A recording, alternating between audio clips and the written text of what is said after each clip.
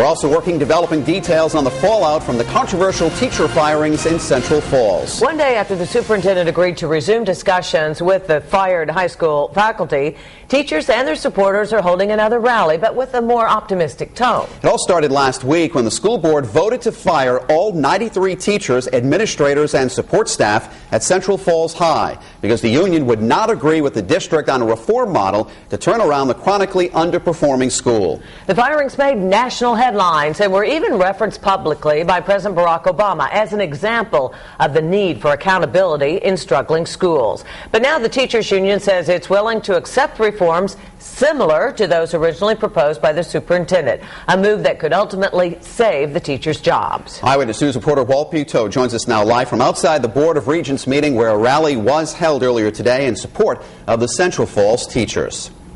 With a light snow falling, the rally ended about 13 minutes after it started here in front of West Warwick High School, and at one point this entire area that I'm standing in was covered in teachers, about 100 teachers here, as the Board of Regents meeting is about to get underway. Now, we do not know when the next set of talks will take place in Central Falls, but we do know there's a definite difference in definition and style between the two sides.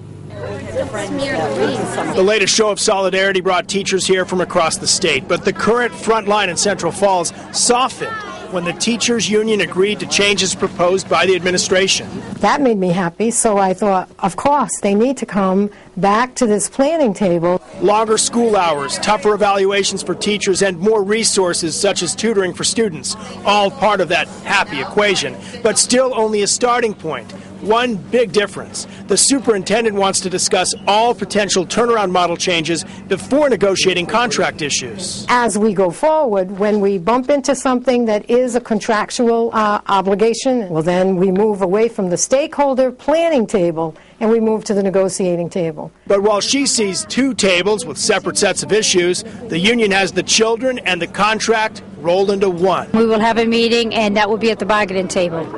What bargaining table, though? What are we bargaining there? Are we bargaining the contract, or are we bargaining the changes? You know that I brought a proposal to my members, and I would like to have the opportunity at some point to share that with Dr. Gallo. Separate of the contract issues? Yeah. It includes everything. So while union members say there were only 3 negotiating sessions referring to the contract issues, the superintendent points to 60-plus stakeholder meetings referring to the turnaround model.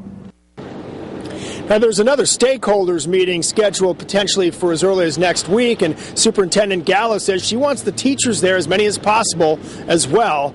And again, we do not know when the two sides will meet again to talk about whether or not the teachers will be brought back in Central Falls. Live in the mobile newsroom in West Warwick, Walt Buteau, Eyewitness News.